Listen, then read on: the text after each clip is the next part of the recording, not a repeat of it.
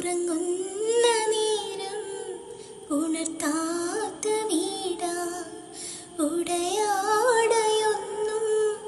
ഉടയ്ക്കാത്ത കൂടാ, മിത്തയും കട്ടിലുമില്ലാത്തൊരു രാജാവിൻ വീടാ, മൊത്തത്തിൽ പൊട്ടിയ തോൽപാത്രമേ കഴിഞ്ഞൊരു കൂടാ, വിതുമ്പുന്ന നബിയോരെ തുളുമ്പുന്ന മിഴിനീരെ ഒപ്പിയെടുത്തൊരു ചുവരാണ് സ്വർഗക്കൂട്.